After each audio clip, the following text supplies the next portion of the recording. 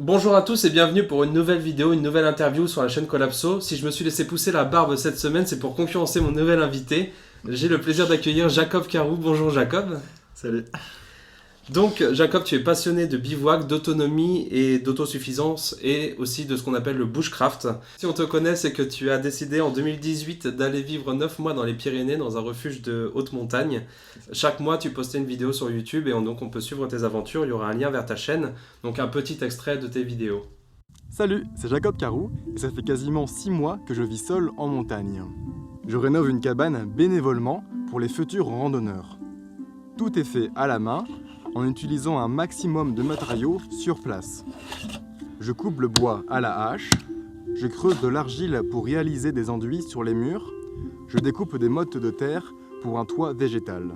Je privilégie le bois, la pierre, le verre et métal au détriment du plastique qui nous pollue. J'essaye d'être le plus autonome possible en ayant un potager à 1700 mètres, des poules, du stockage et je produis ma propre électricité. Une vie d'ermite mais sans tout rejeter du monde moderne. Je réduis simplement mon impact carbone. Si je suis ici, c'est par choix de vivre en pleine nature. J'ai fait de longues études à Normal Sup et Polytechnique et je voulais prendre un an de pause pour moi, avant de commencer mon doctorat en climatologie. Je veux montrer qu'on peut vivre indépendamment avec la nature et pas grand-chose. À bientôt. Donc avant de revenir sur ce projet, est-ce que tu peux nous parler un petit peu de toi, nous dire quel est ton parcours et qui tu es? Moi, je viens de Bretagne. Ce que j'ai fait, c'est un parcours assez scientifique dans mes études. Et moi, je m'intéresse surtout aux sciences de la Terre, aux climatologie. J'ai fait une école de recherche pour ça. Et là, en fait, avant de commencer mon doctorat, je voulais prendre un peu de temps pour moi, pour réfléchir à ce que je voulais faire. Donc, je suis parti, j'ai voulu partir pendant 9 mois, vivre vraiment au grand air dans la montagne avec pas grand chose, juste mes mains, avec ce que je pouvais apporter comme matériel vraiment basique et vivre comme ça. Le but c'était de vivre pendant 9 mois en montagne. Et donc est-ce que tu te rappelles comment l'idée t'est arrivée? Est-ce que c'est un beau matin, tu t'es levé en disant j'ai envie de faire ça ou est-ce que c'est une autre façon? Non, je pense, c'est pas, il n'y a pas d'élément de déclencheur, c'était surtout quelque chose que j'ai envie de faire depuis assez longtemps, depuis mon enfance. Vraiment, vivre dans les bois, c'est un truc qu'on a vraiment très envie, que je pense quand on est gamin, et je voulais vraiment le réaliser. Donc c'est plutôt une continuité de tout ce que j'ai fait auparavant qui est arrivé à un but final de vivre dans les bois. Et est-ce que tu as hésité à certains moments avant de partir d'y aller vraiment ou est-ce que t'as été sûr de toi et que tu y es vraiment allé? Ah non, j'étais sûr. Est-ce que tu as eu des difficultés à convaincre ton école, tes proches ou même la mairie de là où tu allais? Euh, Pas vraiment. La seule, peut-être mon école, ouais, parce qu'en fait, il fallait avoir un projet un peu scientifique que j'ai réussi à tourner dans ma façon pour obtenir le contrat pour partir pendant un an. Après, le reste, c'était vraiment facile avec mes proches, mes parents, c'était bon, ils me connaissaient, donc c'est pas grave. Avec la mairie, non, au contraire, eux, ça les a arrangés davantage parce que c'était un refuge qui est tombé en ruine. Donc c'était pratique pour eux que quelqu'un le rénove bénévolement. Donc à part mon école où j'ai travaillé un peu plus pour avoir un projet construit, leur présenter ça, non, tout était bien fait quoi. Et quel âge as-tu en fait? Et quand je suis parti, j'avais 23 et là j'ai 24. D'accord. Est-ce que tu peux nous définir ce que tu appelles le bushcraft et aussi l'autonomie et l'autosuffisance? Bushcraft, c'est un mot anglais, on va traduire en français par la vie dans les bois en fait. Tout ce qui est artisanat, comment faire des choses avec la nature pour ensuite vivre dans la nature, dans les bois. Donc c'est comment construire du feu, comment faire des cabanes pour vivre dedans, faire des cueillettes, faire de l'artisanat, des paniers, faire plein de choses qui pourront nous servir ensuite pour vivre dans les bois. Ouais. Et donc l'autonomie et l'autosuffisance? Du coup, en fait, comme on vit dans les bois, alors forcément, on a besoin de se nourrir, de boire, toutes sortes de besoins vitaux.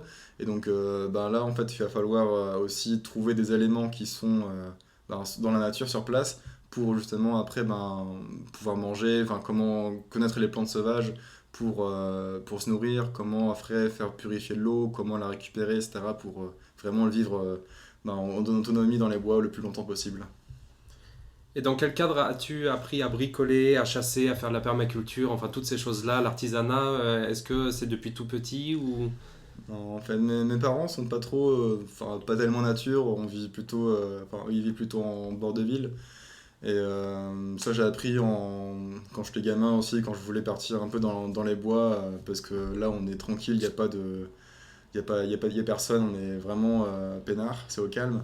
Donc, je voulais rester davantage de temps, et pour rester davantage de temps, plus une après-midi, plus une journée, plus d'une semaine, faut savoir comment on va faire un abri, il faut savoir comment manger avec ce qu'on trouve. Et donc, petit à petit, comme ça, j'ai appris sur le tas, avec soit des bouquins, soit avec des amis qui connaissaient un petit peu là-dedans, ou autrement avec des forums sur Internet, ou des vidéos sur YouTube et plein de trucs sur Internet.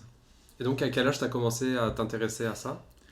Je pense ma toute première cabane, qui est une de mes vidéos aussi sur YouTube, que j'ai été postée. Je crois que j'avais peut-être vers 15 ans, un truc comme ça. 14-15 ans, je dirais. Donc sur ton projet, la première vidéo de ton projet, donc tu parles de ton matériel, est-ce que tu peux nous en dire un petit peu plus? Quel est le matériel que tu as pris avec toi? Ben, sans considérer le matériel audio et vidéo, ça, c'était juste pour filmer. Après, le principal matériel, c'était vraiment des choses d'occasion, plutôt seconde main, et en fait que j'ai acheté soit en brocante, soit genre sur le Bon Coin, ou alors que j'avais dans mes affaires auparavant, ou qui appartenaient à ma grand-mère ou à mon arrière-grand-mère. Du coup, c'est des vieux trucs qui sont rustiques, qui vont pas casser et qui ont fait vraiment leur preuve dans le passé. Et est-ce qu'il y a des choses que tu regrettes d'avoir prises ou des choses que tu aurais dû prendre et auxquelles tu n'as pas pensé? Pas vraiment. Non, je veux pas comme ça. Tu es arrivé en avril 2018, du coup il y avait encore 1,30 m de neige, des températures en dessous de zéro, la cabane était pleine de déchets, il n'y avait pas trop de confort sur place. Est-ce qu'à ce moment-là tu t'es dit merde, dans quelle aventure je me suis lancé? Carrément. Ouais, je me suis demandé, c'était pas les conditions dans lesquelles j'espérais arriver. Et voir ces conditions-là, la cabane, je savais qu'elle était crade. Mais surtout par rapport à la neige, je pensais, on m'avait dit que la neige aurait fondu début avril quand j'arriverais. Et en fait non, j'en ai eu pendant quasiment 2 mois, donc c'était vraiment très galère parce que je pouvais pas me déplacer, c'était très limité. Et pour commencer les travaux, c'était problématique parce que je pouvais pas amener des matériaux avec la neige, je pouvais pas non plus couper de bois ou très difficilement. Comme ça gelait tout le temps tous les soirs, du coup je pouvais pas commencer les travaux, je pouvais pas non plus faire d'enduit parce qu'ils auraient explosé. Donc tout ça c'était vraiment galère, et pendant 2 mois je me suis demandé qu'est-ce que je foutais là. Et ce qui m'a tenu, je pense, c'était le fait de savoir que c'est encore une petite période où c'est difficile, mais après dans quelques temps après, ça il fera beau, il fera chaud, il y aura de la lumière, je vais pouvoir commencer la rénovation, et à la fin, c'est le but aussi qui m'a poussé à continuer, c'est de savoir que j'aurai une belle cabane qui sera bien isolée, chaude et bien quoi. Quand il faisait trop froid, je restais dans mon sac de couchage. Je pensais à la suite du projet. Comment rénover ce refuge? Être le plus autonome possible avec ce que la nature peut m'offrir. Et tu t'es pas dit à un moment, il faudrait peut-être que je retourne en ville un petit temps et puis que je revienne finalement fin mai, ce sera mieux? Je savais pas où aller, donc je restais dans les bois. Ça se tient. Tu commences à ce moment-là aussi à préparer ton potager. Ouais. Donc tu fais des lasagnes, tu fais un petit mur pour abriter du vent. Quelle expérience de potager tu avais avant? Est-ce que tu es arrivé là en sachant déjà faire du potager, ou est-ce que tu as suivi des tutos et tu t'es lancé d'un coup? Ouais, j'ai peut-être fait quelques patates ou peut-être du basilic ou du persil avant sur mon balcon. Mais j'avais jamais vraiment fait de potager, pour moi, jamais aussi grand, même s'il n'est pas non plus très très grand. Mais jamais dans le but vraiment de me nourrir. Jamais j'ai compté sur ce que je faisais auparavant pour me nourrir. Et là, c'était vraiment quelque chose qui était destiné à produire un peu de légumes, de fruits, pour ensuite avoir une consommation locale qui était sur place pour manger, quoi. Donc non, je connaissais rien. J'ai demandé des conseils avant à un ami permaculteur qui m'a donné pas mal de conseils et qui ont fonctionné apparemment. Et j'étais assez content du résultat parce que j'y croyais pas. Mais ça marchait. Ouais, on verra tout à l'heure. Et au tout début, là, quand tu commences à faire tes lasagnes, tu évalues à combien de pourcents de chance d'avoir réellement des légumes au bout d'un moment? Quasiment rien. Peut-être les patates parce que c'est assez rustique. Mais le reste, ou ouais, peut-être quelques patates, quelques choux ou betteraves, des trucs vraiment qui sont assez rustiques, ouais. Et autrement, le reste, bon, j'y comptais pas trop, pas tellement. Donc j'ai fait un truc qui était pas très très grand en fait, comme en surface. Et au final, bah, ça a bien marché. Les mois passent, on te voit rénover le refuge, on te voit continuer le potager, parcourir les forêts à la recherche de fruits ou de plantes sauvages, et enfin être plus heureux. Est-ce que tu sais situer le moment où tu t'es dit ça y est, c'est plus que du bonheur? Ouais, je pense que c'était peut-être le mois de juillet, août. Là, il faisait non, vraiment super chaud, les jours étaient très longs. Il y a pas mal de fruits aussi, de champignons à aller chercher. Il y avait quand même quelques personnes qui étaient des randonneurs qui passaient dans le coin, donc j'avais un peu plus de sociabilité, de communication, avec d'échanges avec les gens. Et donc ça, c'était vraiment la période là, c'était vraiment, vraiment bien. Et après septembre aussi, c'était un peu différent, j'étais bien intérieurement parce qu'en fait la cabane était finie. Donc là j'avais mon petit cocon, j'étais bien à l'intérieur, j'étais moins perturbé ou moins dérangé par les randonneurs dans le coin qui pouvaient passer. Donc là j'étais vraiment dans ma petite bulle et ça aussi c'était une bonne période aussi, qui était quand même différente de l'été, mais vraiment appréciable aussi. Donc dans le potager, malgré les gels jusqu'en mai, tu nous as dit que tout a pris sauf les carottes. Donc des petits pois, des laitues, des fèves, des betteraves, des choux, plein de patates, des courgettes, des concombres, des tomates, des poireaux, des oignons, de la menthe et même un piment. Comment as-tu fait pour avoir la main aussi verte dans ces conditions? Je sais pas, parce que j'avais jamais vraiment fait de potager auparavant.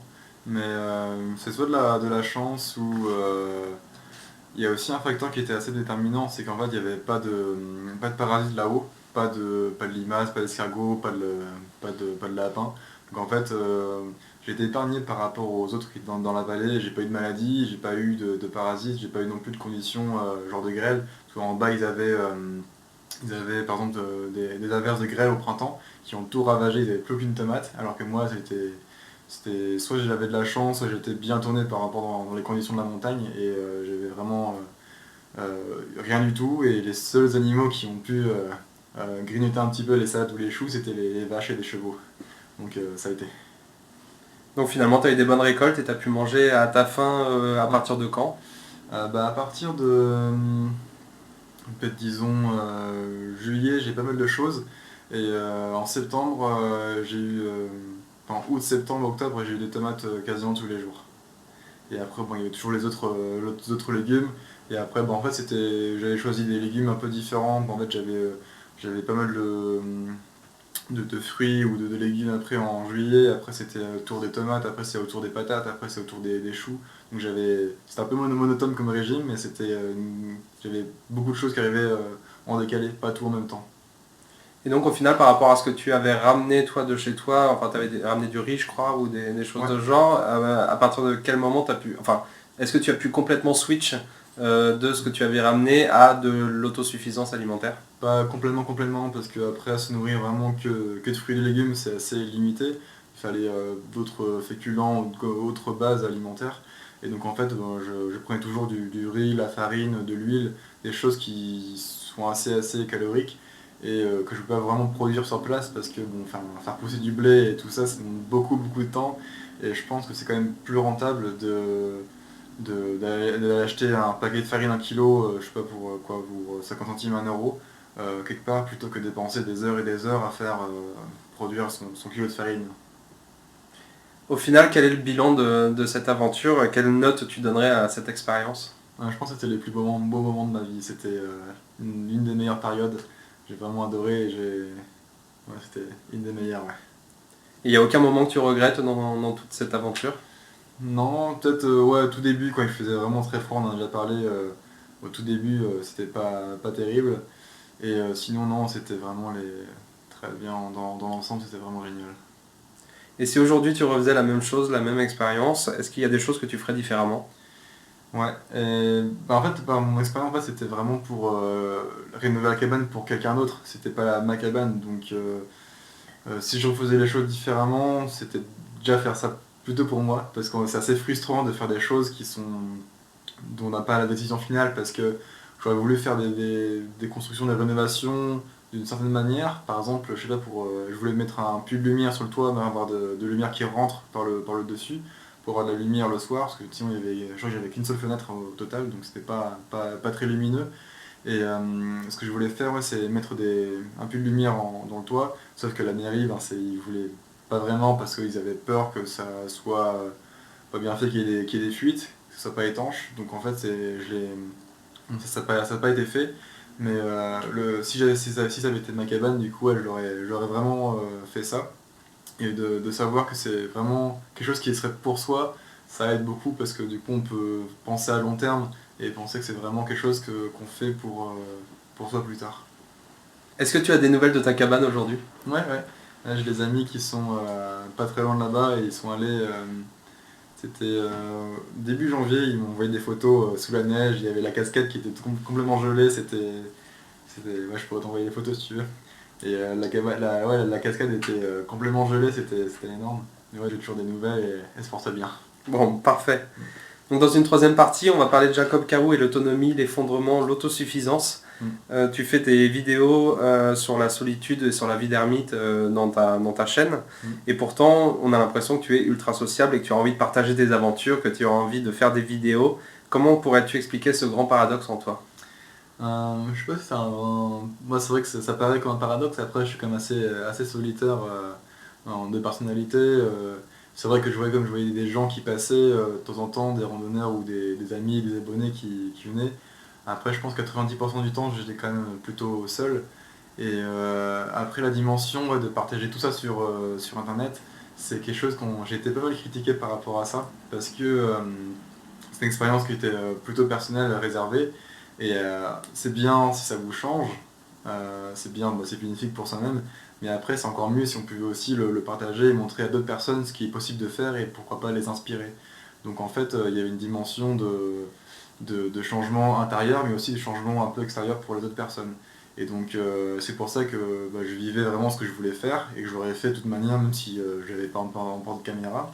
Et après je le montrais aussi à d'autres personnes sur ma chaîne YouTube. Et bah, c'est bien parce que du coup je recevais des messages qui disaient bah, que c'est excellent ce que je faisais, ils voulaient faire la même chose et ça a peut-être ouvert les yeux ou dit que c'était possible pour eux aussi.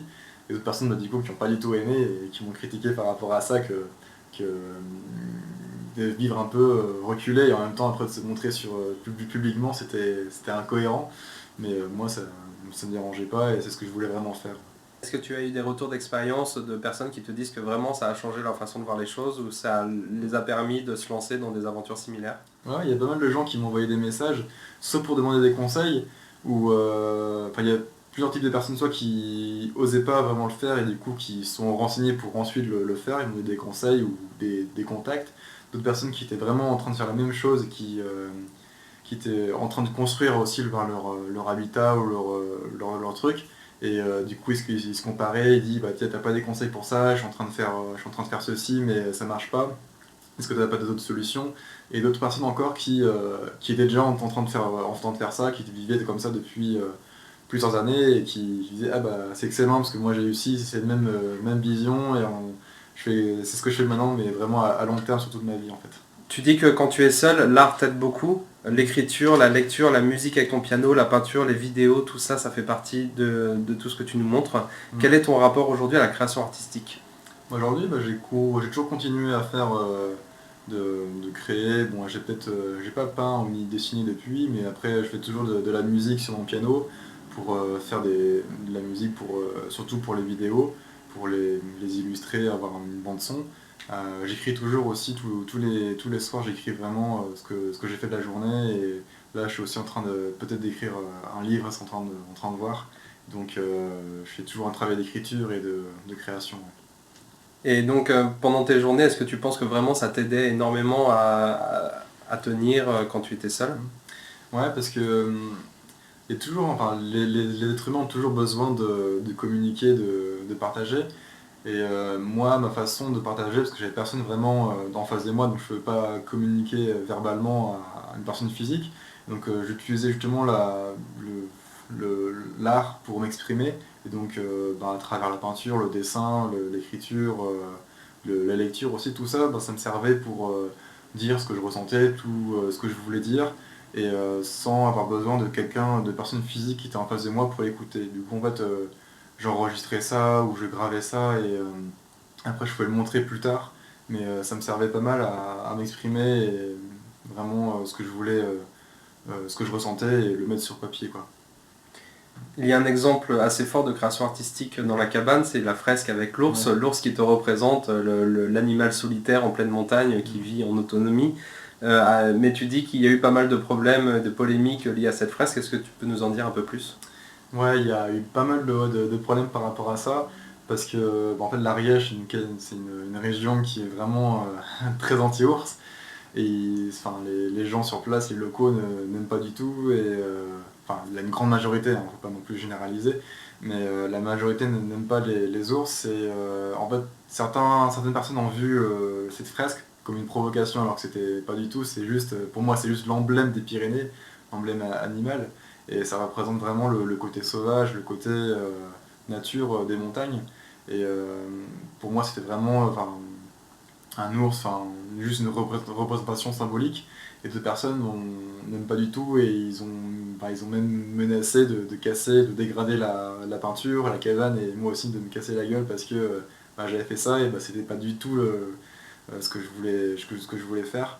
Donc j'ai eu quelques problèmes par rapport à des gens, mais finalement j'ai laissé quand même la fresque, parce que j'en ai discuté avec le maire, et ils m'ont dit laisse-les pisser, parce que si jamais il faut quelque chose, soit à la cabane, soit à toi, ils auront affaire à nous, et c'est une propriété privée qu'ont la mairie, et ils n'ont pas à faire ça, parce que sinon c'est une dégradation personnelle, quoi. Donc pour l'instant il y a peu de problèmes encore, rien n'est arrivé.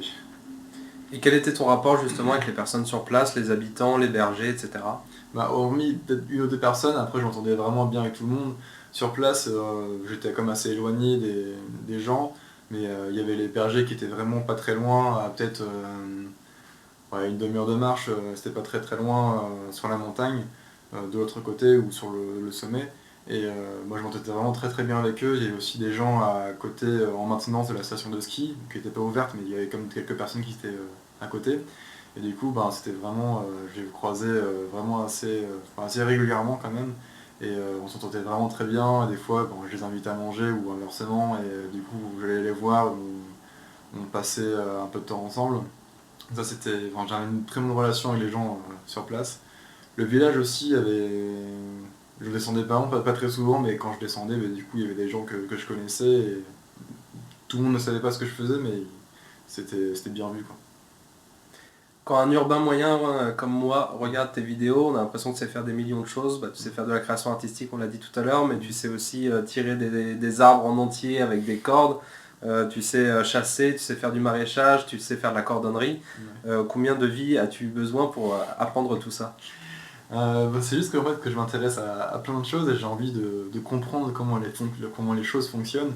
Et je pense que le meilleur moyen pour comprendre cette chose, c'est en fait de la faire toi-même. Donc en fait, si tu veux comprendre comment est-ce que tu fais grandir des légumes, il faut le faire soi-même, il faut faire son propre potager pour comprendre comment c'est fait. Il faut aussi construire ton meuble pour savoir comment est-ce qu'il est construit, quels sont ses points de faiblesse.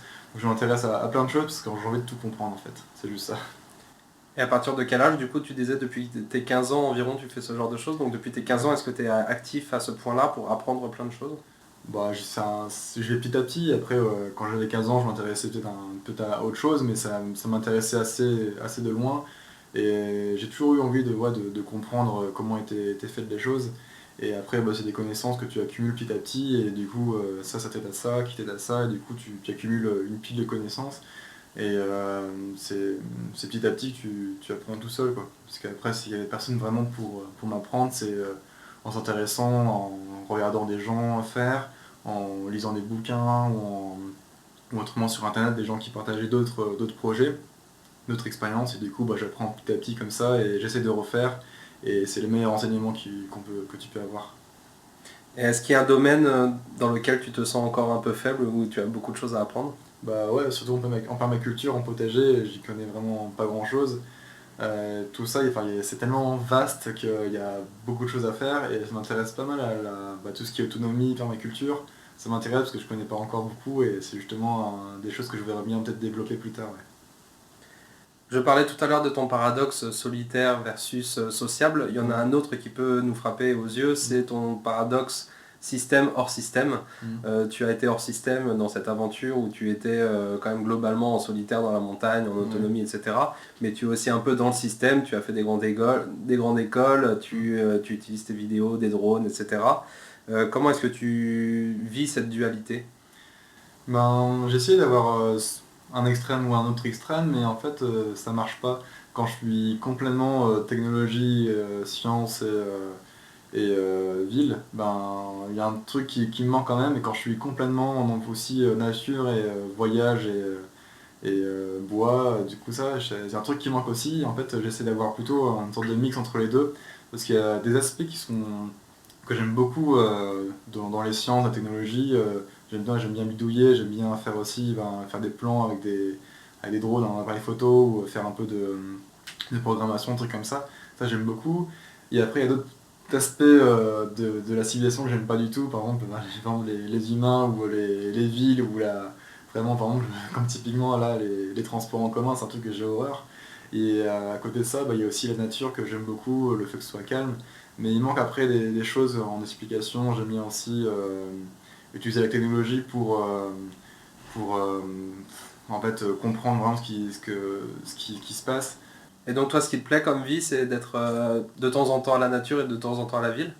Ouais, enfin une sorte de mix, c'est vraiment un endroit où je peux lier les deux, où en fait un peu dans la nature, en apportant quelques technologies qui me plaisent. Ouais.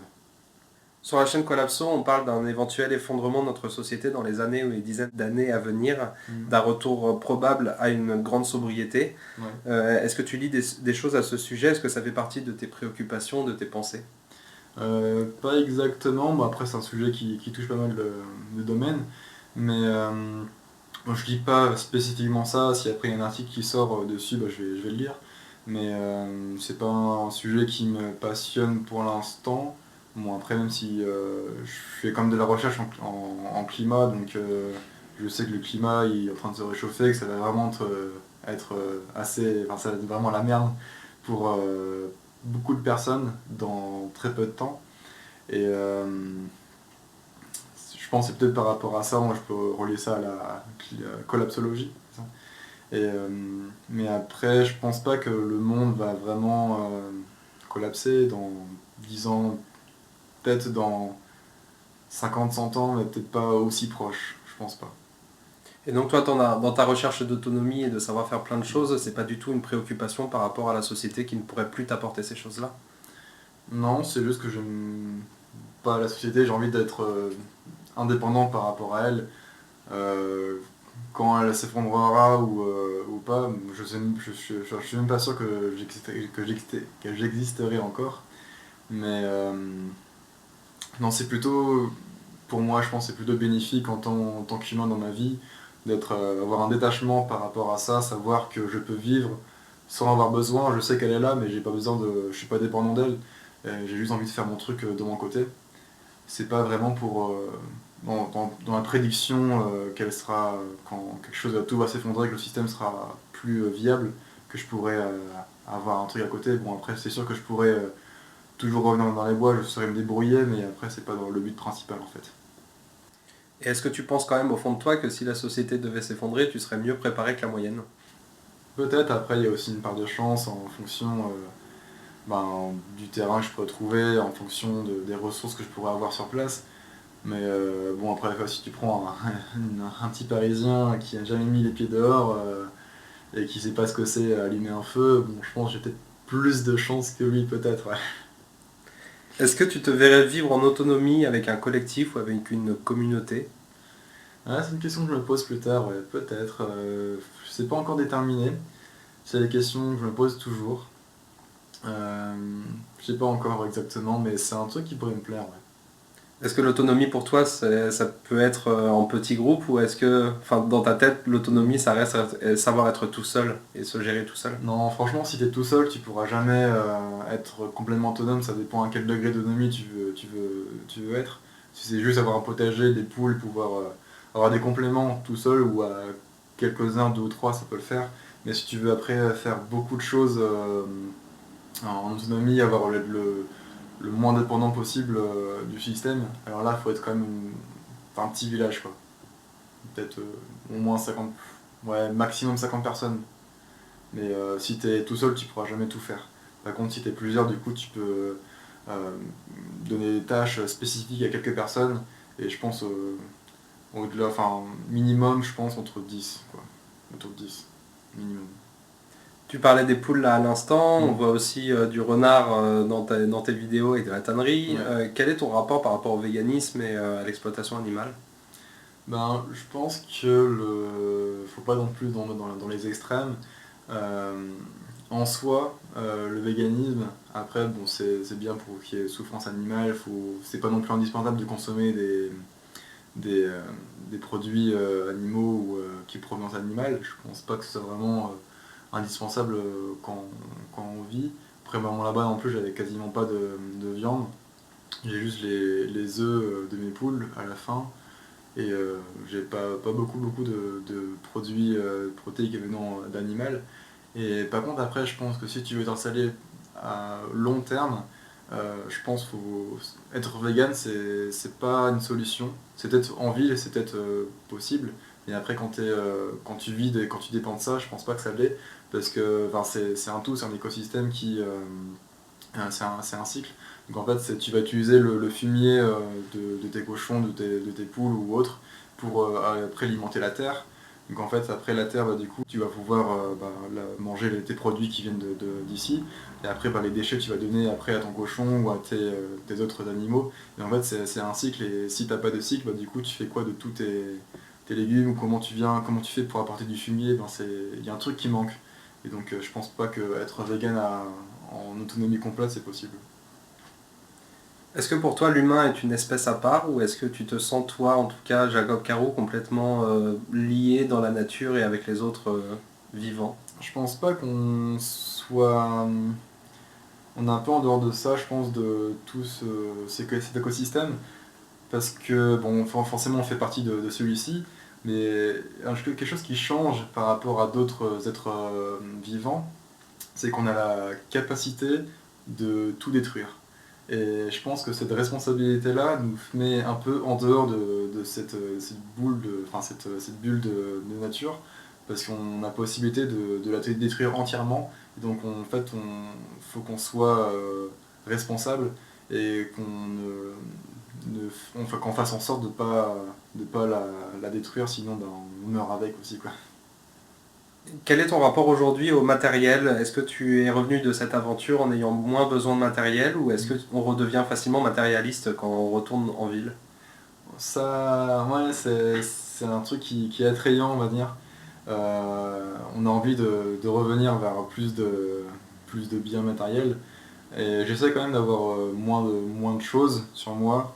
Bon, déjà, là, quand je suis venu vivre dans le coin, bon, j'ai pas, comme je voyage beaucoup, j'ai assez peu d'affaires, j'ai assez peu de vêtements, j'ai assez peu de matériel. Genre, en gros, je suis venu ici avec un sac à dos et une petite valise de vêtements, quoi. Donc, c'est pas non plus beaucoup d'affaires personnelles. Et là, en fait, ce que j'aimerais bien faire après ici, c'est vivre encore un peu dans les bois. Donc, je suis en train de voir pour construire un peu une petite cabane pas très loin dans un bois. Et donc là, avoir vraiment le minimum. Et je pense que je suis plus heureux avec le minimum d'affaires. Donc c'est vraiment avoir quoi, juste un truc pour dormir, un sac de couchage et un matelas, avoir quelques vêtements de rechange et de quoi faire un peu de vaisselle ou de cuisiner. Mais vraiment, je pense que je suis plus heureux quand j'ai moins de choses sur moi. Donc tu voudrais une cabane en Ile-de-France, là, c'est bien ce que je comprends. Ouais, je suis en train de voir, j'ai trouvé un plan qui pourrait être pas mal. Pas mal, tu nous montreras les petits plans du coup. Ouais. Aujourd'hui, quelle est ta vie professionnelle? Comment... Parce Là, que tu faisais de la recherche en géologie, donc... ouais. Bah là, je fais toujours de la recherche et là, je suis dans un labo de recherche tourné sur le climat. Donc je regarde des carottes de glace dans le passé, donc des forages qu'ils ont fait en Antarctique, et dans les bulles d'air ou dans l'eau qui était piégée dans la glace, bah, du coup je peux retourner sur des températures du passé en utilisant des grosses machines avec en regardant les différences de poids d'atomes dans, les, dans, dans la carotte de glace. Et du coup je fais toujours la même chose plus ou moins, c'est connaître les changements climatiques du passé pour comprendre ce qui se passe aujourd'hui et faire des prédictions pour le futur. Quel conseil donnerais-tu à l'urbain moyen donc je suis pour en savoir à peu près autant que toi, ou alors pour au moins savoir me débrouiller en autonomie? Je sais pas, je pense qu'une bonne chose à faire, c'est voir des gens qui font un peu ça, soit des personnes relativement isolées ou qui font ça vraiment, par exemple des fermiers ou des paysans qui sont assez autonomes à la campagne. Ou autrement, il y a des bons trucs aussi, c'est voir des villages, des éco-villages ou des regroupements. Il y a pas mal de choses comme ça qu'on peut trouver et faire, soit faire du woofing ou faire venir dans ces communautés là pour un certain temps, pour apprendre de leurs techniques. Et ensuite, quand on a accumulé ces connaissances, bah, du coup se lancer soi-même sur son terrain ou faire quelque chose un peu similaire. Et quels sont tes projets pour la suite de ta vie? Bah, là, ça va être surtout tourné vers les sciences, pouvoir faire, vivre pour les sciences et faire ma part pour ensuite comprendre un peu toujours ce qui se passe sur Terre. Et ensuite, une fois que j'aurai vécu pour les sciences, j'ai envie de vivre pour moi. Donc en fait, c'est avoir un endroit quelque part où je pourrais vivre, pas 100% d'autonomie, mais au moins avoir le plus possible que je pourrais. Et avoir ma cabane ou ma maison autonome et après vivre de mon terrain en fait. Est-ce que tu as un autre projet aussi fou que celui que tu as entrepris l'année dernière, ou est-ce que c'est ton dernier gros projet fou? Bon, je sais jamais, pour l'instant je n'ai pas de particulier, j'ai envie de pas mal de voyager là. Je vais partir dans le pays du Nord, construire un radeau sur une rivière et la descendre pendant un mois. Mais sinon à part ça, pas de truc dingue particulièrement. Dans une autre de tes vidéos, on te voit en Laponie en train de galérer dans des marécages. Est-ce que c'est une des expériences les plus difficiles de ta vie, ou est-ce que tu en as eu d'autres? Là ça fait des kilomètres et des kilomètres que je marche. C'est impossible de trouver un vrai chemin. Malgré la carte que j'ai, mais c'est impossible, il n'y a rien. Là je suis à bout. Je peux pas. C'est difficile au sens en fait que j'étais un peu perdu là-bas. Il n'y avait pas de route, les conditions ça a été assez relativement difficiles, un peu pas difficile, c'est juste que c'était pénible. Mais d'autres conditions comme ça difficiles, il y a une fois où je suis parti en montagne et j'ai glissé sur une pente un flanc de falaise, quoi. Et en fait, à la fin c'était vraiment une falaise. Et là j'ai failli crever je pense, ouais. C'était un autre moment difficile, court quand même. Enfin, là en Laponie c'était sur une longue durée, j'avais une période pendant quelques temps où je savais pas où j'étais, je paniquais un peu. Et là c'était vraiment une période où j'ai même pas eu le temps de comprendre ce qui m'arrivait, que j'ai failli passer. Ouais. Outre l'expérience de l'année dernière, quelle a été ta meilleure autre expérience de ta vie? Ah non, c'est une bonne question ça. Peut-être quand j'étais peut-être au Canada, il y avait des moments qui étaient vraiment être perdu au milieu de la forêt, au milieu de nulle part, et savoir qu'il n'y a aucun humain des kilomètres à la ronde, ça c'était vraiment une bonne sensation aussi. Ça c'est vraiment chouette. On arrive sur les dernières questions de l'interview. Ouais. Quel est ton animal préféré? L'ours. C'est bien l'ours. Ouais. Et enfin, une dernière question rituelle dans les interviews de Collapso. En 2022, tu es élu président de la République à la surprise générale. Quelle est la première mesure que tu prendrais? C'est vraiment une surprise générale. Alors, ouais, c'est un truc que je prendrais plus politique, ouais, c'est voir tous les transports publics gratuits et tous les transports entre les villes, dans la France, beaucoup moins cher, mais bon, on s'en fout un petit peu ça.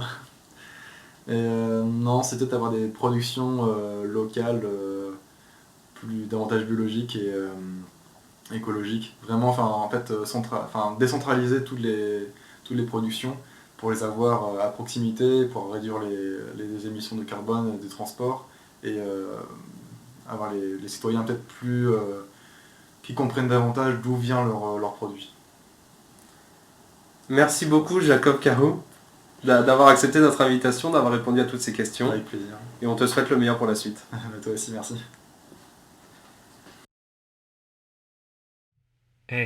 Vous êtes encore là? J'ai 2-3 petites choses à vous dire. La première, c'est que vous êtes plus de 12 000 à avoir vu la vidéo avec Laurent Testo.